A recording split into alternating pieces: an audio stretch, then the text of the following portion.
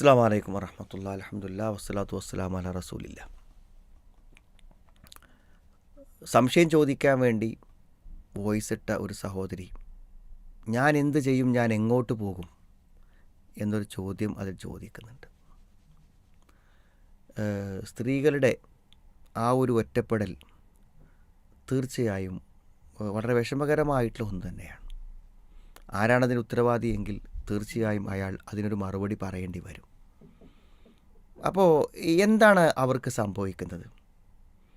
അതായത് വളരെ സമാധാനത്തോടെ സന്തോഷത്തോടെ ജീവിച്ചിരുന്ന ഒരു ജീവിതത്തിൽ നിന്നും ഒരു വിവാഹത്തിലൂടെ വീട്ടിൽ നിന്ന് ഇറക്കപ്പെടുകയാണ് ചെയ്യേണ്ടത്.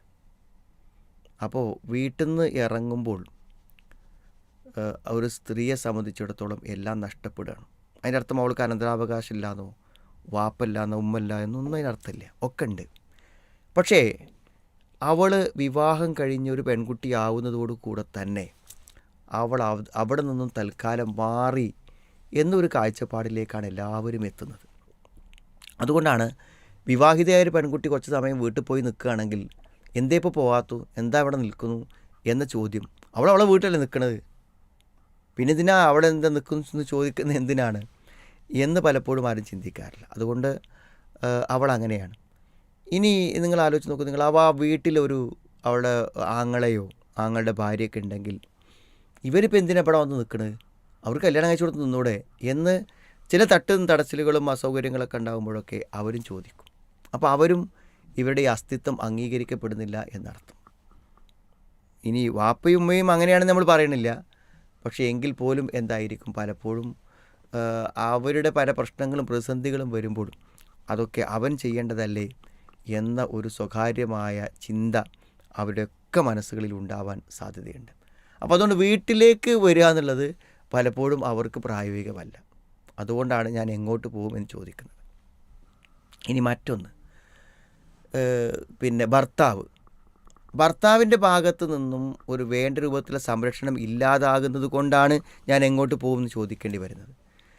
പോകാനെങ്ങുമില്ലാത്ത സ്ത്രീകളെ പരമാവധി പീഡിപ്പിക്കുക എന്ന് ചില ഭർത്താക്കന്മാർക്ക് അങ്ങനത്തെ ഒരു ക്രൂരമായ മനസ്സുണ്ട്.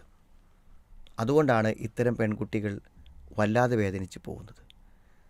നീ ഇറങ്ങിപ്പോയിക്കോ, നിനക്ക് എങ്ങോട്ടാണെങ്കിലും പോയിക്കോ എന്ന് പറയുന്നത് അവൾ പോകില്ലെന്നുള്ള ധൈര്യത്തിൻ്റെ പേരിലാണ്. പക്ഷെ നമ്മൾ ആലോചിക്കണം, എവിടെയും പോകാനില്ലാത്തവർ ഒരു പക്ഷേ ജീവിക്കേണ്ടെന്ന് തീരുമാനിച്ചേക്കും. ആ ആത്മഹത്യയുടെ ഉത്തരവാദിത്വം നിങ്ങൾ ഏറ്റെടുക്കേണ്ടി വരും. മനസ്സ് തകർന്നൊരു രോഗിയായാൽ നിങ്ങൾ അവരെ സംരക്ഷിക്കേണ്ടി വരും. ഇന്ന് അവളെല്ലാം ചെയ്യുന്നവളായിരിക്കും, ഒരു പക്ഷേ ഒന്നും ചെയ്യാതെ നിഷ്ക്രിയമായി കിടക്കുന്നൊരു മാനസിക രോഗിയായി മാറാം. മനസ്സിൻ്റെ ആഘാതങ്ങൾ ഒരു പക്ഷേ അവളെ സ്ട്രോക്കിലേക്ക് നയിക്കാം. നിങ്ങളുടെ കൺമുന്നിൽ മറന്നു കിടക്കല്ലാതെ വേറൊന്നും ചെയ്യാൻ പറ്റാത്ത സ്ഥിതിവിശേഷം വരാം. അതുകൊണ്ട് പോകാനിടമില്ലെന്നതുകൊണ്ട് അവളെ ബുദ്ധിമുട്ടിക്കുന്നതും വേദനിപ്പിക്കുന്നതും ഒരു പക്ഷേ നിങ്ങൾക്ക് തന്നെ വലിയ വിനയായി വരും എന്നൊരു പക്ഷേ മനസ്സിലാക്കുന്നത് നല്ലതാണ്. പിന്നെ ഇല്ലെന്ന് പറയാനുള്ളൊരു കാരണം, ഇനി ഇതൊന്നും അല്ലെങ്കിൽ പിന്നെ ചെയ്യാനെന്താ, പുറത്തിറങ്ങുക എന്നുള്ളതാണ്.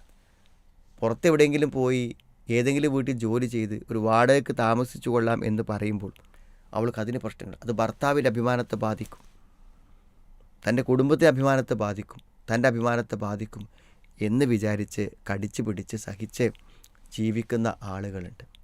അതുകൊണ്ട് ഇത്തരം ദുർബലകളായ സ്ത്രീകളെ പ്രയാസപ്പെടുത്തുകയും കഷ്ടപ്പെടുത്തുകയും ചെയ്യുന്നവർ ആലോചിക്കണം, നിങ്ങൾ ചെയ്യുന്നത് വളരെ വലിയ ക്രൂരതയാണ്, അതിൽ യാതൊരു സംശയവുമില്ല.